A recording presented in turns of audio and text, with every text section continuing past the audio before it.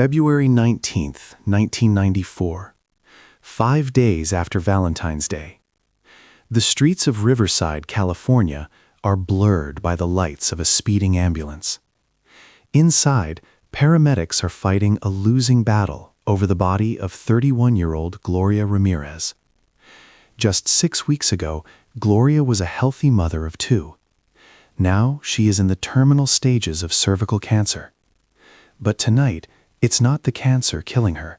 It's something far more acute.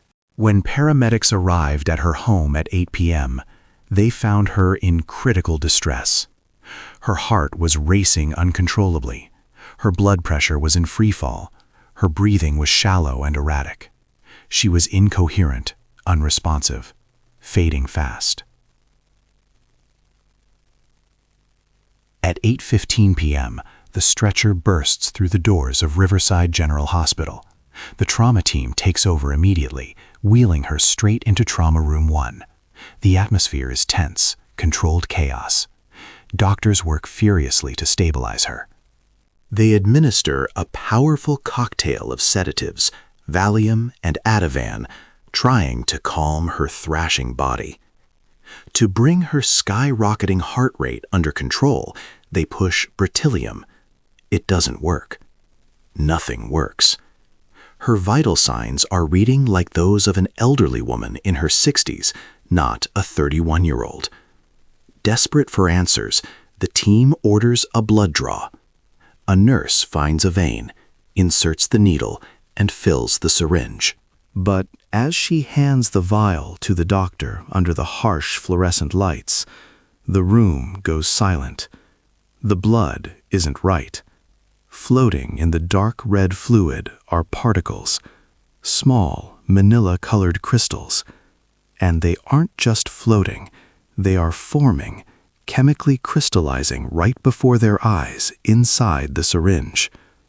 Inside Trauma Room 1, the situation is critical. As the team cuts open Gloria's shirt to place the defibrillator pads, they notice something disturbing. Her entire torso is covered in an oily sheen. It looks slick, like a film of grease on her skin, but there is no time to analyze it. The lead physician, Dr. Humberto Ochoa, charges the paddles. "Clear!" he shouts. Gloria's body recoils violently off the table, but her heart rate refuses to slow. It is still beating far too fast to pump blood effectively. He tries again. Nothing. Susan Kane, a registered nurse, steps in to draw blood for the lab. As she leans over the patient, she is hit by a bizarre, distinct odor coming from Gloria's body. It isn't the smell of sickness. It's a fruity, garlicky scent, sweet and pungent. Kane assumes it must be a side effect of chemotherapy, a common chemical ammonia smell in cancer patients. But she is wrong. Gloria has not yet started chemo. Kane draws the blood and hands the syringe to a medical resident, Julie Gorczynski. Both women stare at the vial. Inside, those strange manila-colored crystals are swirling. Dr. Ochoa leans in to look. But before anyone can speak, Susan Kane sways. The color drains from her face. She turns to the doctor, her eyes rolling back, and collapses. Dr. Ochoa lunges, catching her just before she hits the floor. Kane is out cold. They quickly load her onto a gurney and wheel her out to the lobby, assuming it's just stress or exhaustion. But back in the trauma room, the nightmare is just beginning. Julie Gorczynski, the resident who was holding the vial, starts to feel lightheaded. She stumbles away from the table, needing air. Suddenly, the trauma team is down 2 sets of hands, and Gloria is still dying. At the nurse's station, Julie Gorczynski collapses into a chair. But this is not a faint. A coworker rushes to her, only to find her unconscious and seizing. Her body is racked with spasms. Her breathing stops, apnea, then restarts in panicked gasps, only to stop again. a terrifying cycle of paralysis and suffocation. Back in Trauma Room 1, the contagion is spreading. Maureen Welch, the respiratory therapist manually pumping oxygen into Gloria's lungs, feels the room start to spin. The edges of her vision go fuzzy. Her limbs feel heavy, useless. She drops the bag and hits the floor. Panic erupts. 3 healthy medical professionals are down. Dr. Ochoa scans the room, desperate for a cause. He spots a sink filled with medical fluids and frantically drains it, hoping to clear any toxic fumes. But it makes no difference. One by one, the staff is incapacitated. Nausea, tremors, collapse. Realizing the ER itself has become a kill zone, Ochoa orders an immediate, total evacuation.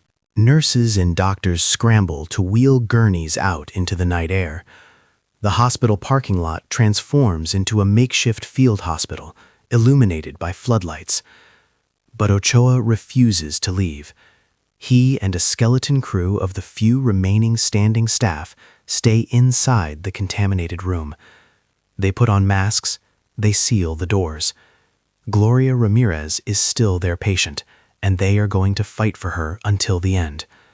Dr. Ochoa shocks her heart twice more. He pushes more drugs. He works on her for 20 agonizing minutes, but Gloria's body has shut down. At 8:50 p.m. on February 19, 1994, Gloria Ramirez is pronounced dead. But the danger didn't die with her. Treating the corpse as a biohazard, 2 nurses wheel Gloria into a secluded isolation room and seal the door. Nothing goes in, nothing comes out. At 9 p.m., Dr. Ochoa steps out into the parking lot. The scene is surreal. His staff is scattered on the asphalt. Susan Kane is awake, but her arms are twitching uncontrollably, and she screams that her face feels like it is on fire. Julie Gorchinsky is worse. Her limbs are shaking violently, her breathing still stopping and starting in terrifying apnea episodes. The call goes out. Code Orange. Hazardous materials. At 10 p.m., the hazmat team arrives.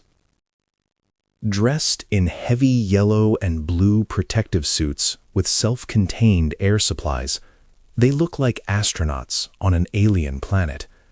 At 11 p.m., they breach the hospital. The halls are eerily silent. They sweep room by room until they reach Trauma Room 1.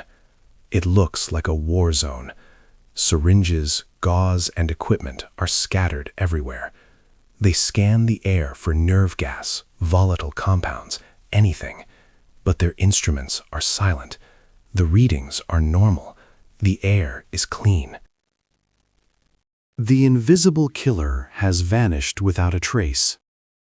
Sunday morning, February 20th, 1994. Maggie Ramirez Garcia steps onto her porch to pick up the newspaper. The headline screams in bold black ink.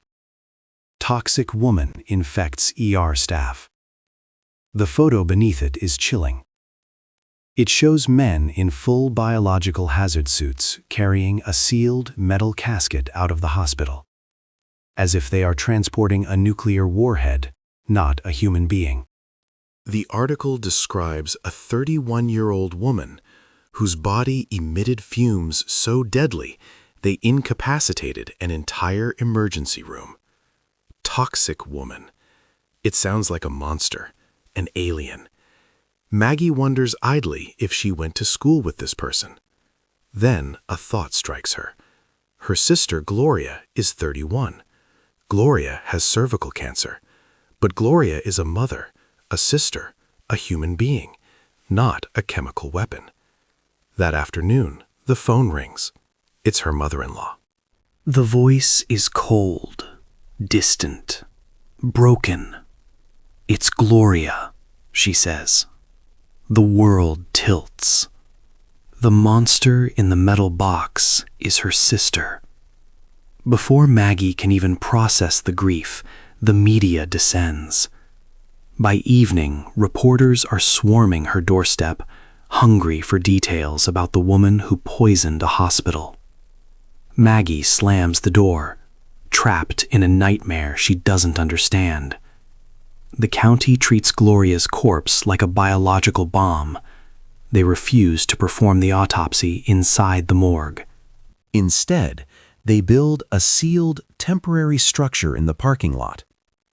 February 24th, 1 a.m. Under the cover of darkness, 4 pathologists suit up in Level B hazmat gear, full-body suits with independent oxygen supplies. They enter the chamber while a backup team watches on closed-circuit monitors, ready to extract them if they collapse. They crack open Gloria's chest. They take tissue samples from her heart, lungs, liver. The autopsy confirms she died of heart failure brought on by late-stage cervical cancer. But it also finds the first real clue: traces of DMSO, dimethyl sulfoxide. Originally an industrial solvent for papermaking, DMSO became a fad miracle drug in the 1960s, used by athletes and cancer patients to relieve pain.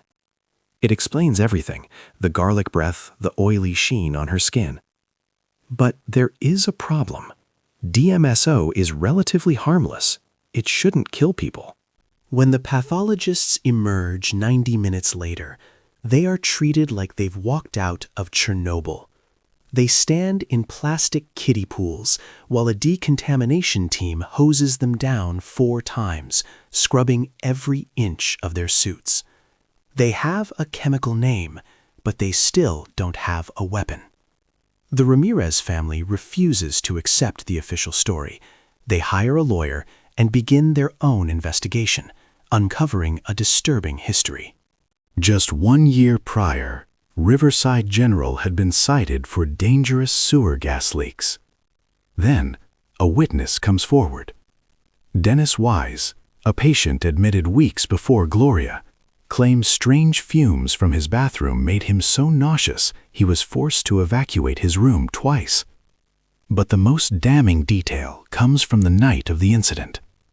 Reports surface that amidst the chaos in Trauma Room 1, Dr. Ochoa was seen frantically flushing unknown liquids down the drain.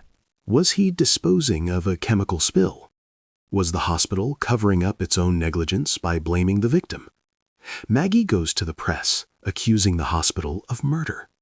The pressure on the investigators becomes crushing. And on March 27, 1994, it claims another life. Stephanie Albright, the deputy coroner leading the investigation, shoots herself while on the phone with her estranged husband. Her colleagues whisper that the stress of the toxic lady case pushed her over the edge. The death toll is rising. Desperate for a scientific breakthrough, the county calls in the heavy artillery, the Livermore National Laboratory. This is a facility designed to analyze nuclear weapons, not ER patients. Tissue samples, packed in dry ice, are flown up the coast to the Forensic Science Center. Under the scrutiny of high-tech gas chromatography mass spectrometry, the scientists finally find a spike, an anomaly in Gloria's blood. Her system is saturated with a compound called dimethyl sulfone. It makes chemical sense. It's a metabolic byproduct of DMSO, just one oxygen atom different. It explains the ammonia-like smell. It explains the crystals, which form when the substance cools. But there is a massive problem. Dimethyl sulfone is stable. It is non-toxic. You could eat it and be fine. It simply does not have the capability to knock out a room full of doctors. They have found the chemical gun, but they still haven't found the bullet. The family is furious. They demand Gloria's body back, but the county refuses to release it unless it stays sealed in the metal casket forever. It takes a court order from a judge to finally force them to hand her over. On April 15th, nearly 2 months after her death, independent pathologist Dr. Richard Fukumoto performs a third autopsy. He wears no spacesuit. He takes no extraordinary precautions. He simply opens the bag. What he finds is a travesty. Gloria's body hasn't just been autopsied, it has been ruined. Her organs are cross-contaminated, stuffed back into her cavity haphazardly. She is in an advanced state of decomposition, her tissues mixed with fecal matter. The chemical evidence, if there ever was any, has literally rotted away. Fukumoto finds no toxins, but in this mess, he couldn't have found them even if they were there. He confirms she didn't die from cancer, but beyond that, the body offers no answers. Only silence. The official report, when it finally comes, is a slap in the face. The state of California declares that Gloria died of natural causes, kidney failure brought on by cancer. And the 23 medical professionals who collapsed, they were victims of mass hysteria. It was all in their heads, a psychosomatic reaction triggered by a bad smell. Julie Gorchinsky, the resident who nearly died that night, this conclusion is laughable. It is insulting. Her symptoms were not imaginary. They were brutally physical. After the incident, she spent 2 weeks in intensive care with severe hepatitis and liver failure. Worse, she developed avascular necrosis. Her bone tissue began to die from a lack of blood supply. Her knees crumbled. She required multiple surgeries just to walk again. Panic attacks do not cause liver failure. Hysteria does not rot your bones. Gorchinsky knows she was poisoned, and she refuses to let them call her crazy. Patrick Grant, a nuclear chemist at Livermore, refuses to let the case die. He re-examines the data, looking for the missing link. He sees the DMSO Gloria used for pain. He sees the dimethylsulfone crystals in her blood. They are separated by a single oxygen atom. And then he realizes what happened in that trauma room. The paramedics pumped Gloria full of pure oxygen. The doctors shocked her heart with electricity. The room was cool. Under these precise, chaotic conditions, Grant theorizes that the harmless dimethylsulfone absorbed one more oxygen atom. It transformed into dimethyl sulfate. This is not a medicine. It is a chemical weapon, a potent nerve gas used in warfare. In military tests, exposure causes exactly what the ER staff experienced: convulsions, delirium, paralysis, and immediate cell death. Gloria's body had become a biological reactor, creating a cloud of nerve gas that took down everyone who tried to save her. Grant needs to see it to believe it. He sets up the experiment in his lab, using a Ringer's solution, a clear fluid that mimics the chemical makeup of human blood, minus the red cells. This clarity is crucial. It will allow him to see any reaction instantly. He adds the DMSO.